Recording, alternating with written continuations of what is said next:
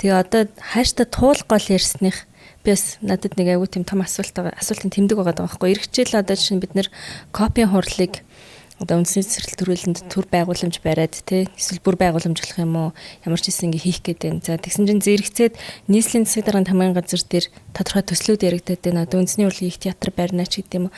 Гэтэл энэ ч одоо миний санахын 2013 онд илүү тий тэр чинь Улаанбаатар хотын усны их усрынд байгаа учраас энэ цэцэрлэг төрөлн болгоё гэд хамгаалтанд аваад тэнд л үндэсний цэцэрлэг төрөлн бүр өөрөө аж ахуйн тооцоод үйлдвэрийн газар болоод тэнд ерөөсө гарцсан байж идэг. Гэтэл одоо нөгөө ундны усны их усрлөө ингэж ороод иштэй гэдгийг бол сошиалар мэдээж хүмүүс сэвж гин. Дээрээс нь тэр чинь тусгай хамгаалалттай газар гэдэг юм дотроо ороод байгаа. Тэр одоо энэ чинь COP17 чинь үндэсний урлагийн их театр ч байна уу? Энэ үндэсний цэцэрлэг төрөлөө усны нөөцөн дээр байх нь зөв юм уу? Та одоо жишээ нь энийг юу гэж харах вэ? За их усүргээд ерөнхий яривал тижээгдлийн мууж ус сурах талбай гэдээ маш өргөн хүрээнд ярьж байна. Яг цэцэрлэг төрөлн дээрээ буулгаад ярих юм бол хутгийг ярина.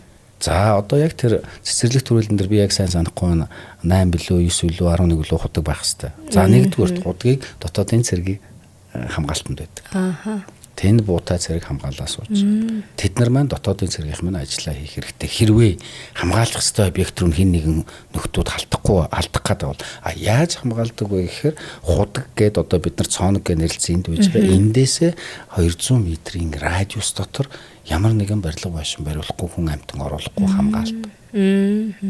Дээр нь ус угийн удирдах газар гэдэг сайхан нэртэй орон нутгийн өмчт компани байж байгаа. Энэ компани маань танаас, надаас, биднээс бүгдээрнгээс нь мөнгө аваад усны үйлчилгээний төлбөр аваад биднийг гоё усаар хангаж өгдөг.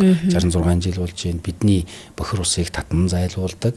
Тэгээд тэр нөгөө унтныхаа усны их усүрүүдэд арчилж хамгаалж хутгуудыг эзэн гэсэн. Тэгэхээр нэгдүгээр дотоодын цэргийн газар, хоёрдугаар ус угийн удирдах газар маань хутгуудаа хамгаалах гэсэн. Худаг хамгаална гэдэг үг нь одоогийн байдлаар бид нар 200 метрийн радиус руу ерөөсөө ойртуулахгүй гэсэн. За гуравдугаарт нь үндэсний цэцэрлэг төрөлн багтай би нэрийн зөвлөж байгаа. Энэ маш сайхан ажил болсон.